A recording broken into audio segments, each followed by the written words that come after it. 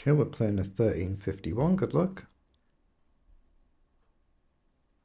1600 games for my opponent. That's very impressive. That's good. Let's play the normal carrow. Again, you can pretty much pre-move d5 in the carrow, no matter what white plays. Standard to take.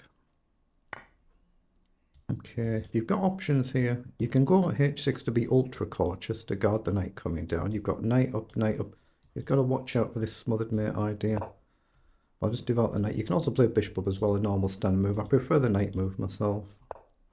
Well, the knight's gone back. In that case, I will try and develop my bishop and leave it outside the pawn chain. And we're just going to try and get this bishop developed, get castled, then worry about what to do.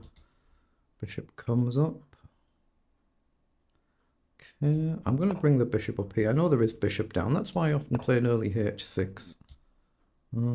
Actually, I'll castle, should I? No, I'm going to play h6 first, just to stop this potentially annoying bishop coming down, then I'll castle. It does give a target, though. You can play a bishop here behind and maybe sack at some point. So there is a target there. Okay, so the bishop's coming this way now, so I'm just going to castle. Maybe rook across, bring the knight up, maybe queen up. Oh, he's developed the pawn and brought the bishop in over. Okay. How do I want to do this? I'm going to develop my final minor piece, get the knight into play. I'm just looking at simple moves like queen up, connect the rooks. Yeah, he might actually be looking at a sack. I don't think he'll do it, but he might be. So I'm looking at knight up now. Get rid of this knight. Bishop here, threaten to take this knight. Yeah, that looks sensible to me. So we hit the queen and the knight, and if he trades, we bring our bishop in. So we threaten to take and open the king's defenses a little bit. Oh, he has actually gone for the sack. No, I didn't think that was good. I think I can safely take. Now, I could take the knight first, but he can just drop back. So take, queen takes, queen up. We immediately challenge that. There's no check on that move, and we've got a bishop to defend as well. So I think I'm safe to take here and just queen up. I could obviously take the knight first, depending on what he does now.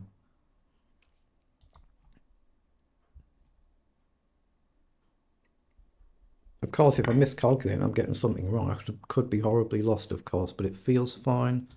If I take here, that could be a potential disaster, opening the file up, of course. Now, I just want to make sure here that I'm not blundering some sort of triangulation, so he gets a check and wins my bishop, but I can't see anything.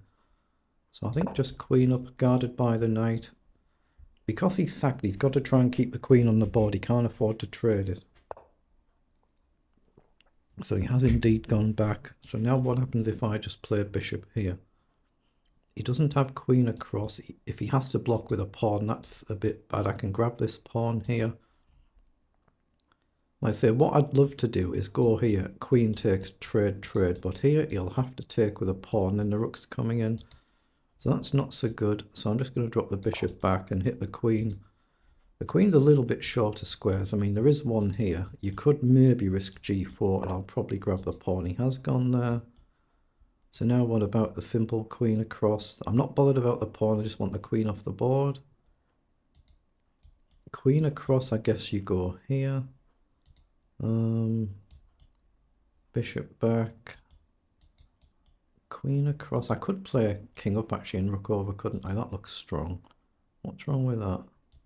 I'm going to do that actually. I'm going to make a square to bring my rook across to attack the queen and give my king a bailout square to tuck behind the pawn. So he's hitting the bishop.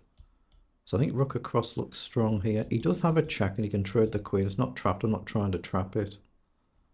So do I take the bishop first and double these pawns? Again, it's very logical, but I don't like it. I think rook across, check, take, take. I just take the bishop.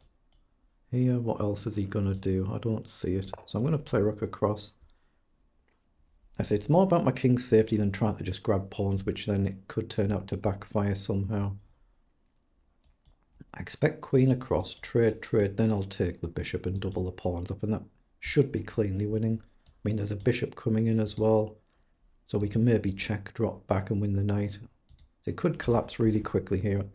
It's one of them sacrifices it could work. So take. No, I think I've got check and drop back and winning the knight. I think that just wins on the spot. I think it does. So check with a view to coming back with another check. Maybe he can just block with a knight, but I can take and open things up. Have I got anything better? I don't see it. I mean, I could check here and grab a pawn, but again, I don't want to be worried about pawns here and there. I just want to win the game. Win it cleanly, take risk out. So I am looking at taking the bishop first. Here, check, knight back. Then I can't trade.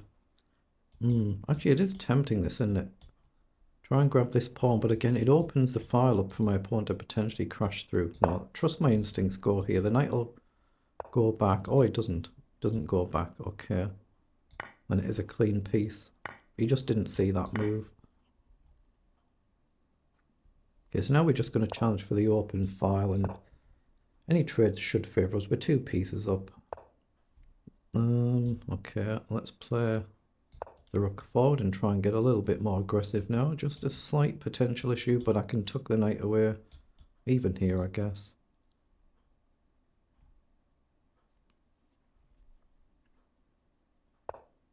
He's played rook back. Okay, I'm just going to take the pawn now. You can see why my opponent went for that sacrifice though, because you never know, some days it might work. I could just do a silly blunder somewhere. And I'm still going to pay attention. It's possible to blunder a stalemate or something, of course. But right now, pawns can move, so we should be alright. I like the look of knight across here, just to fix this and jump into the centre. So I'm going to bring the knight round. Just to fix this pawn and put the knight there. And then we control a lot of squares. We get more in the centre of the board. We're just trying to bear in mind king's safety all the time. So rook comes across. So I think we just jump in over now. Try and control more squares. We create a threat.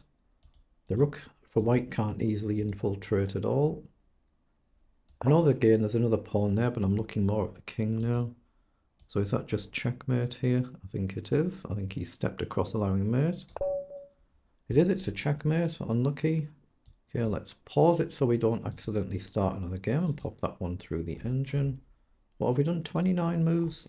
But you can understand why somebody goes for a sacrifice like that. You never know. Some days it might work. I thought we played it pretty well, that one. But again, it's a rating gap, so it was a pretty comfortable game. We have blundered here somewhere. So we were much better. What were we better? If you just click on the marking, you can see +3 better, and we've actually blundered here with, what was it, knight to e4. We shouldn't have done that, so we've missed something. Bishop up first. We've missed bishop up first, creating the pin. And I guess you can't easily get out of it. You might have to play queen back, then knight in, and it might be a free piece. Okay, so that's, again, playing a little bit quickly, but you can see that there. So if you play a bishop to b4, you can see the engine line here. a3 is the best move. Then knight comes in. Oh, the engine says you have to actually give up the queen, and that's actually the best line for white. Obviously, you can take your time in your own games and play through these. So, but otherwise, it was 91% versus 80% accuracy, 16 centre pawn loss, 49 for my opponent. Again, just a couple of blunders. Decent effort, so well done.